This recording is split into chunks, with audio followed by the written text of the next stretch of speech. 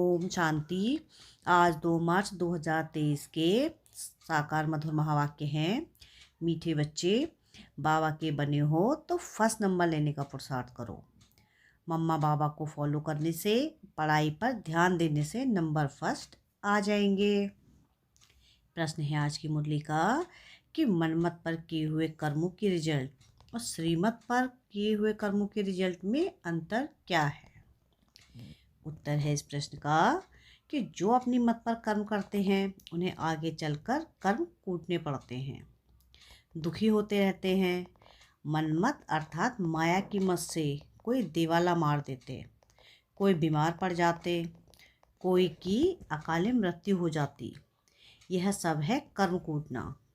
श्रीमत पर तुम बच्चे ऐसे श्रेष्ठ कर्म करते हो जो आधा कल्प कोई भी कर्म कूटना नहीं पड़ेगा। गीत है आज की मुरली का, तुम्हें पाके हमने जहाँ पा लिया है, जमी तो जमी आसमां पा लिया है। ओम शांति। बच्चों ने गीत की 2 लाइनें सुनी। जबकि हमने बेहद के बाप को पा लिया है तो बेहद के बाप से सारे विश्व की बादशाही हम ले रहे हैं। यह तो बिल्कुल साधारण बुद्धि से भी समझ सकते हैं कि भारत में जब देवी देवताओं का राज्य था तो कोई और धर्म नहीं था, लक्ष्मी नारायण का ही घराना था। जैसे एडवर्ड दी फर्स्ट सेकंड रजाई चलती है ना, वह है यूनाइटेड किंगडम में। भारत पे जब लक्ष्मी नारायण का राज्य था तो सारे विश्व पर ही उन्हों राज्य था। यह मनुष्य भूल गए हैं। अब तुम बच्चों ने बाप को पा लिया तो गोया विश्व की राजाई पा ली। बाप खुद कहते हैं, बच्चे तुम भूल गए हो, इस भारत में जब देवी देवताओं का राज्य था, सतयुग था, तो तुम सारे विश्व के मालिक थे। पार्टीशन आदि कुछ भी नहीं था। लक्ष्मी नारायण डबल सिरताज थे। बड़े बड़े राजे लोग भी पूजा करने लगे। पूजा करने के लिए अपने महलों में मंदिर बनाते हैं। लक्ष्मी नारायण का व राम सीता का थे, वे भी भारत के राजे और वह भी भारत के राजे। परंतु वे सतयुग त्रेता के थे, वे द्वापर कलयुग के थे। सतयुग त्रेता में लक्ष्मी नारायण राम सीता का राज्य था। फिर बाद में होते हैं विकारी राजाएं। विकारी राजाएं भी कैसे बनते हैं, यह बातें शिव बाबा इन द्वारा बैठ समझाते हैं। गाया भी जाता है, पूज्य पुजारी सतो प्रधान से तमो प्रधान जरूर बनना है। कहते हैं, हे बच्चे तुम पहले सतयुग में सतोगुणी महाराजा महारानी थे और संपूर्ण पवित्र थे। यह तुम बच्चों को याद रहता है। बरोबर हम सो पूज्य थे, अब नहीं हैं। फिर पुरुषार्थ से हम वह पद पा रहे हैं। माया ने पुजारी बना दिया है। यह शिक्षा जो मिलती है वह धारण करनी है। कॉलेज में जो शिक्षा मिलती है वह भी स्टूडेंट की बुद्धि में रहती है ना। बच्चों की बुद्धि में रहता है हम भारतवासी सो देवता थे। कल्प पहले भी बाप ने आकर राजयोग सिखाया था। मुख्य है ही गीता की बात। जब कोई मिले तो बोलो, गीता कब सुनी व पढ़ी है? उसमें लिखा हुआ है भगवान उवाच। तो कैसे सुनाते हैं? कब सुना है भगवान पढ़ाते हैं? एक गीता में ही भगवान उवाच है। तुम बच्चे जानते हो भगवान ने राजयोग सिखाया था और कहा था मैं तुमको राजाओं का राजा बनाऊंगा। उन्होंने फिर श्री कृष्ण का नाम दे दिया है। अब श्री कृष्ण तो सतयुग का प्रिंस था। श्री कृष्ण ने यह पद पाया है अपने बाप से। कृष्ण कोई अकेला नहीं था, लक्ष्मी नारायण की राजधानी थी जो अब फिर से स्थापन हो रही है। तो तुम बच्चों की बुद्धि में यह आना चाहिए, 5000 वर्ष पहले भी भगवान ने ऐसे पढ़ाया था। भगवान नॉलेजफुल ब्लिसफुल है। श्री कृष्ण को नॉलेजफुल ब्लिसफुल आदि यह टाइटल नहीं देंगे। बाप सारी सृष्टि पर तत्वों सहित सब पर ब्लिस करते हैं। सो तो सिवाय परमपिता परमात्मा के और कोई कर ना सके। ब्लिस अर्थात मेहर। यहाँ तो देखो तत्व आदि सब सतो प्रधान है। बरसात पड़ती है तो नुकसान कर देती, तूफान लगते रहते हैं। यह सब बेकायदा हुआ ना। सतयुग में कोई भी बेकायदे बात होती नहीं जो नुकसान आदि हो। खेती टाइम पर तैयार होगी, टाइम पर पानी मिलेगा, वहाँ कोई उपद्रव होते नहीं। यह माया के उपद्रव है जो दुखी करते हैं। माया का भी अर्थ मनुष्य नहीं जानते। अब तुम समझते हो। बाप को कहा ही जाता है परमपिता परमात्मा यानी परमात्मा। बोलना भी ऐसे चाहिए, एक्यूरेट।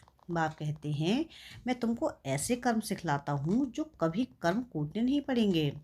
मनमत पर चलने से हर एक मनुष्य कर्म कूटते हैं ना। बुखार खांसी हुई और यह भी कर्म भोग है। देवाला मारा, यह भी कर्मों को कूटना हुआ। तुमको बाप श्रेष्ठ कर्म सिखलाते हैं। जो भी जितना सीखेंगे उतना ऊंच पद स्वर्ग में पाएंगे। जैसे नाटक में कोई तो स्पेशल रिजर्व सीट लेते हैं, फिर नंबरवार सेकंड क्लास थर्ड क्लास होती है। अच्छे अच्छे आदमी नज़दीक में सीट लेते हैं। तो पढ़ाई में भी नंबर वन होते हैं। बाप कहते हैं, मैं तुमको मालिक बनाने आया हूँ। जितना जो पढ़ेगा, पढ़ाई बहुत सिंपल है। पढ़ाने वाला है निराकार। उनका नाम व्यास व श्री कृष्ण आदि नहीं है। उन सबके तो चित्र है। ब्रह्मा का भी चित्र है, श्री कृष्ण का भी चित्र है। सूक्ष्म व स्थूल चित्र है, तो उनको भगवान नहीं कह सकते। भगवान एक ही है, जिसको शिव कहते हैं। भले मंदिर कितने भी हैं, परंतु नाम असल एक ही है। वह का बदल नहीं सकता। वह है निराकार परमपिता परमात्मा। यह किसने कहा? निराकार आत्मा कहती है कि परमपिता परम आत्मा परम धाम में रहते हैं। हम आत्मा उनकी संतान हैं। हम भी वहाँ से आए हैं पाठ बजाने। अब एक एक एक्टर की बायोग्राफी तो नहीं बताएंगे, मुख्य मुख्य की बात बताई जाती है। यहाँ भी बड़े बड़े आदमियों की बायोग्राफी बताते हैं ना। अब सारी बेहद सृष्टि में ऊंच से ऊंच मनुष्य कौन है? ड्रामा में ऊंच से ऊंच पार्ट किसका है, यह भी समझना चाहिए। हम एक्टर्स को बाप बैठ समझाते हैं। क्रिएटर डायरेक्टर बाप ही है। शिव बाबा डायरेक्शन देते हैं ब्रह्मा को कि तुमको देवी देवता धर्म की स्थापना करनी है। स्थापना कर फिर तुमको जाकर पालना करनी है। हम नहीं करेंगे, तुमको सिखलाते हैं। डायरेक्शन देते हैं ना। करण करावन हार है ना। खुद करते भी हैं, नॉलेज सुनाते हैं और तुमसे कराते भी हैं ना। श्रीमत मिलती है, यह करो। ड्रामानुसार ब्रह्मा यह स्थापन कर फिर राज्य करेंगे। ब्राह्मण ब्राह्मणियाँ भी राज्य करेंगे। तो बाप समझाते हैं, मैं निराकार एक हूँ और सब साकारी हैं। अब वह निराकार परमपिता परमात्माओं को मत देते हैं। परमात्मा आत्माओं को मत देते हैं। आत्मा इन कानों से सुनती है, मुख से बोलती है। तो सबसे मुख्य हुआ परमपिता परमात्मा, फिर ब्रह्मा विष्णु शंकर सूक्ष्म वतनवासी, फिर संगम युग पर है जगदम्बा सरस्वती और जगत पिता ब्रह्मा। ये बड़े ते बड़े हुए ना, इन द्वारा रचना होती है। तुम सब मिलकर भारत को स्वर्ग बनाते हो। बाप की मदद से तुम मनुष्यों को देवता बनाते हो। सतयुग में होते हैं दैवीय संप्रदाय। बाप कहते हैं, हम तुमको ऐसे कर्म सिखलाते हैं जो कभी दुखी नहीं होंगे। अब सारा मदार है तुम्हारे पुरुषार्थ पर। चाहे बाप का बन फर्स्ट क्लास टिकट लो, सूर्यवंशी बनो चाहे चंद्रवंशी बनो। यह तो जानते हो तुम्हारे मम्मा बाबा सबसे जास्ती पुरुषार्थ करते हैं, सर्विस करते हैं। वह तो महाराजा महारानी बनेंगे। तुम उन्हों की गद्दी पकड़ेंगे ना, या नापास हो जाएंगे। जगदम्बा का कितना नाम है? सरस्वती है ब्रह्मा की बेटी। तो दोनों का मंदिर अलग अलग कर दिया है। ब्रह्मा का भी अजमेर में बड़ा मंदिर है। वह तो जगत पिता, वह जगत माता, जगत को रचने वाला। मुख्य धर्म है चार, फिर तो बहुत छोटे छोटे मठ आदि निकलते रहते हैं। आपस में लड़ते झगड़ते रहते हैं क्योंकि पार्टीशन है बहुत। जहाँ तहाँ झगड़ा लगा पड़ा है।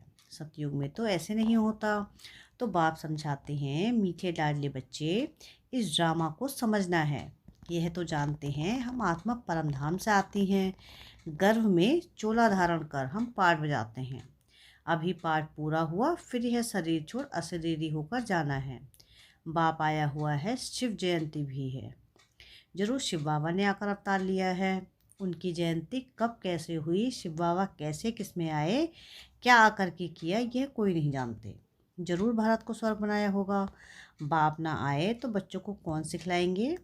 और सबकी मत है कलयुगी आसुरी मत, उनसे श्रेष्ठ बन नहीं सकते। अब मैं तुमको सुमत देता हूँ और कोई की भी मत पर ना चलो। मैं श्रेष्ठ से श्रेष्ठ हूँ, जरूर ऊंचा बनाऊंगा। तो वह श्रीमत पकड़नी चाहिए। और कोई कीमत भी लो, और कोई कीमत ली तो धोखा खाएंगे। कदम कदम पर श्रीमत लेंगे तो लक्ष्मी नारायण जैसा बनेंगे। उनकी महिमा ही है, त्वमेव माता च पिता त्वमेव। मैं बाप, टीचर, सदगुरु के रूप में तुमको मत देता हूँ, जिससे तुम ऐसे लक्ष्मी नारायण समान बनते हो। यह ज्ञान तुमको तुमको यह ज्ञान तुमको है, तब समझा सकते हो। नंबरवार तो होते ही हैं। तुम जानते हो मम्मा बड़ा रिफ्रेश करती थी, बाबा भी रिफ्रेश करते हैं, तो तुम बच्चों को भी फॉलो करना है। बाबा हम आपसे सुनकर औरों को सुनाएंगे। है बहुत सहज, बोलो भगवान वाज लिखा हुआ है। भगवान तो है निराकार। तुम जानते हो ड्रामा में यह वेद शास्त्र आदि सब पहले से ही बने हुए हैं। शास्त्रों में जो कुछ है जैसे बने हुए हैं फिर भी वही बनेंगे। कितनी गुह्य बातें हैं। गुह्य बातें सुनाते रहेंगे, जो बच्चे समझकर फिर समझा सकें। व्यास तो लिखने वाला मनुष्य होगा ना। भगवान किसको कहा जाता है? वह तो सभी का बाप है, श्री कृष्ण नहीं। श्री कृष्ण की हिस्ट्री ज्योग्राफी को भी तुम बच्चे जानते हो। भगवान तो सृष्टि का रास्ता ठहरा। राजयोग भगवान ने सिखलाया, ना कि श्री कृष्ण ने। तुमको यह नशा रहना चाहिए कि हम राजयोग से भविष्य का प्रिंस प्रिंसेस बनेंगे। बैरिस्ट्री पढ़ते हैं तो नशा रहता है। इम्तिहान पास कर जाकर कुर्सी पर बैठ बैरिस्ट्री करेंगे। तुम जानते हो मरना तो सभी को है। अभी बाप कहते हैं मरने से पहले पुरुषार्थ करो। इस समय तुम्हारी प्रीत है मेरे साथ। कौरवों की विपरीत बुद्धि थी और पांडवों की प्रीत बुद्धि थी, तो प्रीत बुद्धि वालों की स्थापना और विपरीत बुद्धि वालों का विनाश हुआ। यह है पढ़ाई। पहले तो निश्चय चाहिए कि बाप हमको राजाओं का राजा बनाने पढ़ाते हैं। 5,000 वर्ष के बाद तुमको पढ़ाने आता हूँ। ड्रामा में कोई भी चेंज नहीं हो सकती। तुम जानते हो कि सत्य बोलने वाला एक ही बाप है। बाकी जो सभी मनुष्य मात्र ईश्वर के लिए रास्ता बनाते हैं और उनकी रचना के लिए जो बोलते हैं, सो तो सभी झूठ है। मनुष्य समझते भी हैं, परंतु अभी तक प्रभाव निकलने का समय नहीं है, तो देरी लगेगी। ट्रेन तो अपने टाइम पर पहुंचेगी ना। 8 के बदले जो 2 बजे तो नहीं पहुंचेगी। हम यह पुरुषार्थ करते करते समझते हैं अभी जल्दी स्वर्ग में चले जाएं, परंतु बाबा स्टेशन मास्टर कहते हैं कि फ्लैग डाउन व सिग्नल नहीं है, अजुन देरी है। राजाई स्थापन हो जाए तब तो चलेंगे ना। बहुत बच्चे कहते हैं बाबा यहाँ रहकर हम तंग हो रहे हैं। बाबा कहते हैं यह तो तुम्हारा नंबर 1 जन्म है, इसमें तुम्हें कभी तंग नहीं होना। इसमें कभी तंग नहीं होना है। वंदे मातरम गाया हुआ है। तुमको योग बल से सारे विश्व को पावन बनाना है। अच्छा, मीठे मीठे सिकलधे बच्चों प्रति माता पिता बाप दादा का याद प्यार और गुड मॉर्निंग। रूहानी बाप की रूहानी बच्चों को नमस्ते। हम रूहानी बच्चों की रूहानी बाप दादा को याद प्यार गुड मॉर्निंग और नमस्ते। शुक्रिया प्यारे बाबा, शुक्रिया। अच्छा, धारणा के लिए मुख्य सार है। पहली पॉइंट है कि इस विनाश काल में एक बाप से सच्ची प्रीत रखनी है। सदा इसी नशे में रहना है कि हम राजयोग सीख भविष्य प्रिंस प्रिंसेस बनेंगे। सेकंड कि योग बल से सारे विश्व को पावन बनाने की सेवा करनी है। इस नंबर 1 जन्म से कभी भी तंग नहीं होना है। वरदान है आज की मूर्ति का कि स्नेह और भावना के बंधन में भगवान को भी बांधने वाले गायन योग्य भव।